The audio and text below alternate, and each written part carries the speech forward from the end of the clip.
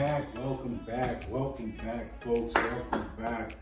We're here again, we are here again tonight in the Watts Cave again.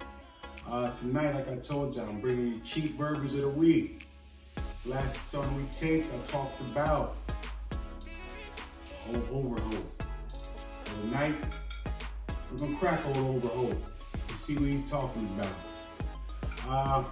Like we said before, Overholt is a straight rye whiskey, a nice straight rye whiskey. This is a bottle and bond bottle. Folks know what bottle and bond mean. Well, bottle and bond mean that the bottle was actually bottled by the master distiller through the whole process. The master distiller did the whole process from the bottling to distilling. So that's what you got to be, bottle and bond. It's a supervisor, government supervision. Government supervision. This one's a non-chill filter. It's 50% alcohol volume, and it's also 90 proof. This one was born in PA and made in Kentucky. Old Overholt. Established in 1910. So I'm gonna take a sip on this Overholt, see what it does. We're gonna crack it for the first time. Told you got this one for $16.99. Let's see what it do, guys.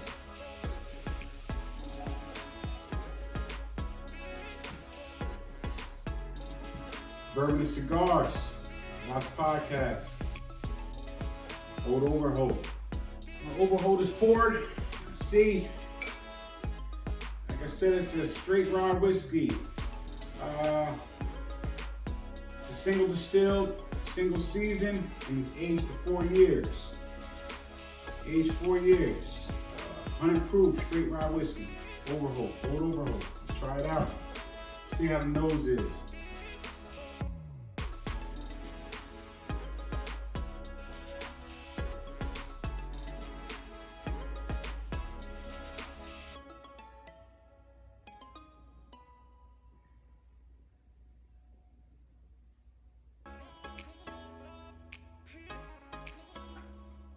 Nose,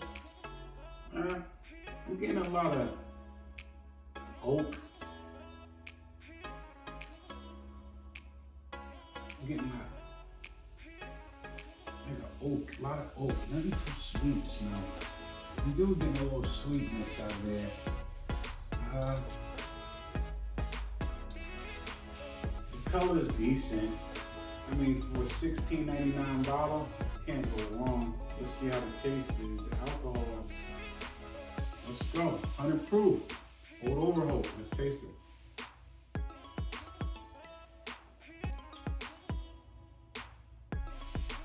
Ooh.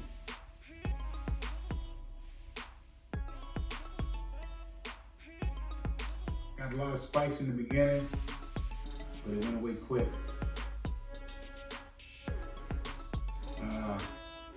This is originally made in PA, Pennsylvania. The Overholt instead, it was made in PA. I mean, it was born in PA, and then they distilled it in Kentucky. It's a non-chill filter. I mean, it's 100 proof.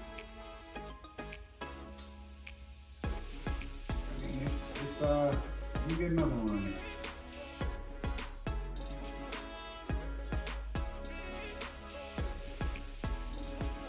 It's pretty,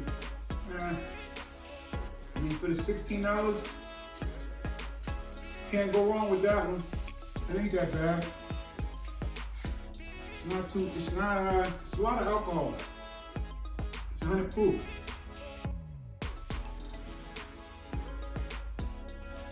I'm getting caramel notes. I'm getting kind of like a raisin taste. I mean, the best thing we can do is compare it with our cigar head. You see what the cigar head is going to pair with that one.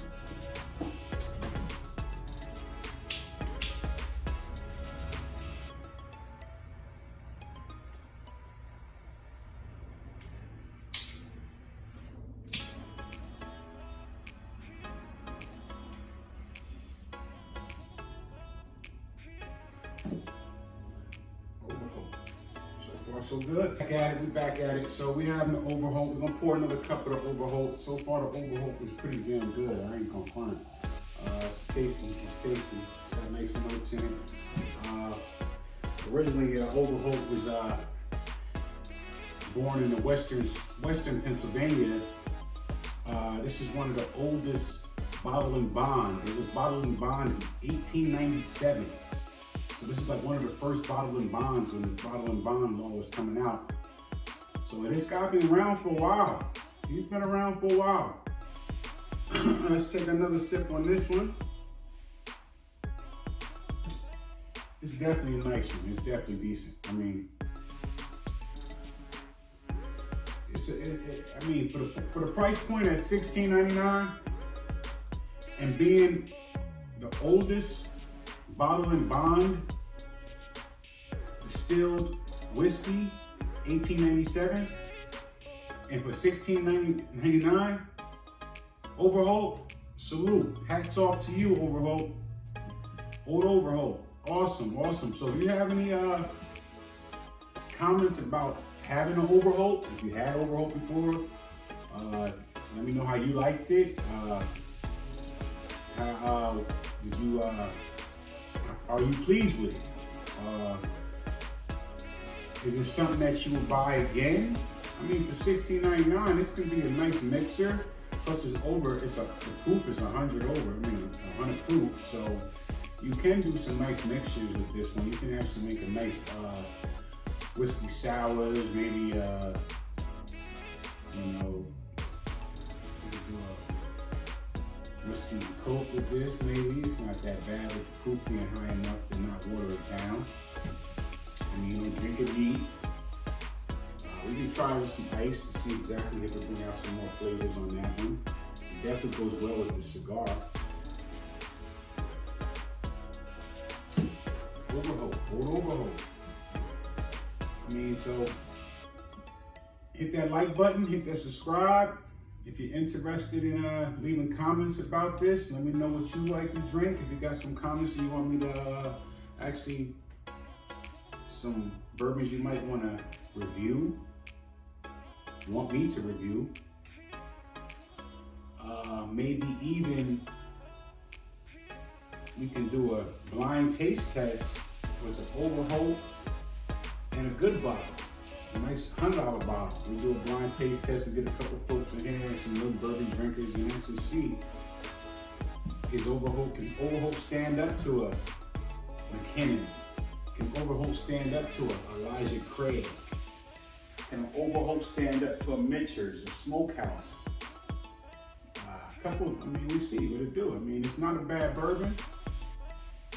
It's not, let me rephrase this. It's not bourbon. It's a straight rye whiskey. This is rye. It's a rye whiskey. I'm sorry for saying that.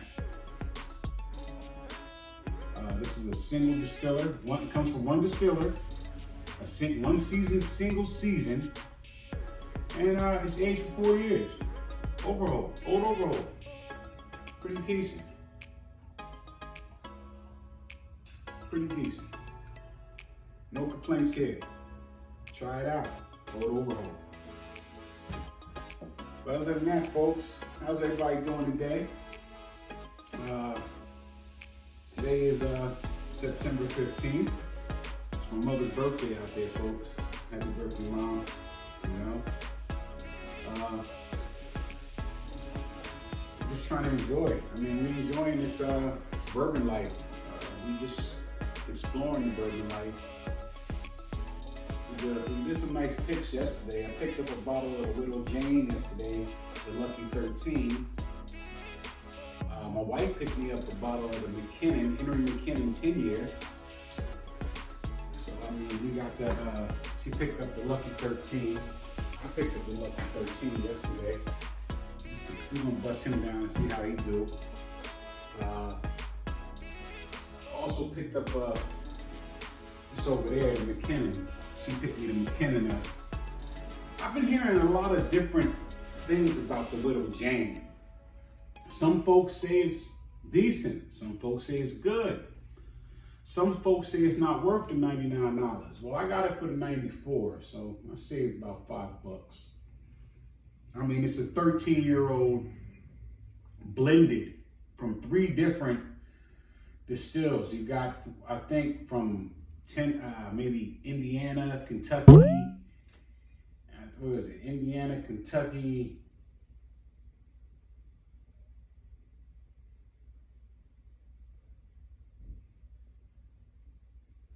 Yeah, it was and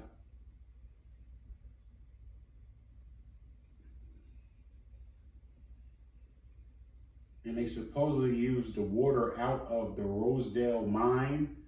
I mean, they get the name Widow Jane from, it was a guy that actually, I forgot his name, but he passed away and his wife started doing the thing for him. It was, he had a chocolate factory, I think, a chocolate company. And when he passed away, his wife kept it up with the Widow Jane, because the Widow Jane, it's a mine out there that they use the concrete to build some of the stuff in America. It's one of the oldest mines, and it's a Yellowstone mine, and they supposedly use the water to proof it down. But I contacted a couple people, and I don't know about them really using the water to bring the proof down from the mine, because the mine doesn't have any kind of agreement with Widow Jane. So I don't know. We figure it out on the next tasting. We're gonna bust the Widow Jane open and actually see what she's about. Right now, we're just gonna keep on sipping on this good old Overholt. I mean, if folks know anything about the Widow Jane or any other kind of bourbons out there that I should get, I know it's a lot of allocated ones out there that folks is trying to get. I mean, I definitely feel the Overholt. I like that one. Like one of my go-to bourbons right now. I'm gonna keep it 100 with you guys. I'm in love with the Russell's Reserve 10-year. I mean, you can see this is about 2 weeks, maybe 3 weeks. Everybody come by and give me a glass of this one. I like this one. He's a good one. He's definitely a nice one. Another good one that I've been really fantasizing and loving is this Japanese Hatozaki. It's a Japanese whiskey. Hatozaki. I think I'm saying it right. Hatozaki. It's a small batch. This one is really smooth. I mean, I was blown away how smooth this one really is. I mean, we're sitting at a 80. It's only 80 proof, 40% alcohol. But when I tell you, this right here is a smooth tasting whiskey. And you know the Japanese whiskeys, they take a lot of their skills and techniques from the Scottish. So it's more of a Scotch. It's like a Scotch. The Japanese actually do take a lot of their techniques from the Scottish making of the whiskey. So, I mean, right now, my go-to number one is definitely the Russell Reserve 10-year. I love it. I mean, that's been my go-to. I love that one. Another one that I love that was awesome is the Uncle Nearest 1884. That's definitely a nice one too. I want to get to 1856 to try him out, but I had no disappointment with this Uncle Nearest 1884. Awesome, great, nice taste, nice notes, flavorful. Can't go wrong with it. Russell Reserve, that's my go-to. Love it. Couple nice ones. This is one of my first ones. This is like, this one right here. I respect this bottle. This was my first bourbon that I bought when I bought my collection. I mean, I'm not even gonna call this a bourbon. This is a whiskey. It's Henderson whiskey. It's 80 proof. But this thing was good, man. And it was cheap. Cheap bourbon, but it was so good. I give it to you. I mean, I don't drink it all up because that's my first baby. My first bottle I got. Y'all probably looking at me like I'm crazy. That's some bullshit. I mean, but this is an awesome bottle to me. That's the Henderson 80 proof, Old Overholt, Widow Jane, Hatozaki, #1 to me, Russell Reserve 10-year. Last week we did the Great Jones. Me and the missus is going to Great Jones Distillery this weekend. I'm going to take a look at that. I'm going to do the tour and do the little dinner thing there. The Great Jones Distillery is downtown Manhattan. They came across with this one. This was a really nice one too. I did this last week with y'all. The Great Jones Distillery is a decent pour, nice notes, not too bad. Out of New York. That was awesome. We also did the Black Eagle Cheap last week. We got the Black Eagle Cheap bourbon. This one right here was aged 3 years, man. I paid, I think, what, $16.99, $14.99? Great. That was part of the cheap bourbon collection. We go with the Overholt. The cheap bourbon collection was decent, very decent. But nah, folks, if you got any concerns, any comments, any things that you're trying to get me to pick up, I mean, next week we're gonna do a nice. I'm taking $1,000 and we're gonna go bourbon hunting, and I'm gonna try to hit at least 10 different liquor stores in 2 different states. So we're gonna do Jersey and I'm gonna do Pennsylvania, and I'm gonna spend $1,000 on different bourbons through these states to see what I can get, what's cheaper, what I can get that's allocated, you know, or I might not even spend the whole $1,000, but that's what we're gonna do. We're gonna take $1,000, we're gonna hit 2 states. The 2 states is gonna be New Jersey, Pennsylvania. I'm gonna do 5 liquor stores in New Jersey. I'm gonna do 5 liquor stores in Pennsylvania. And we're gonna come back and we're gonna spend this $1,000 and we're gonna see what we got, and we're gonna see if it's worth trips. We're gonna see what we got. So if you're along for this ride with me, stay tuned. We're gonna take this super bourbon hunting. We call this one the $1,000 bourbon hunt, and we're gonna get it. So folks, I appreciate you. I really do. I'm new to this, but I'm true to this. So hit that like button, hit that subscribe, follow us, hit that subscribe button, man. Please, be my friend. I'll be yours. We're here for it. Cigars and Bourbon, WATS Podcast.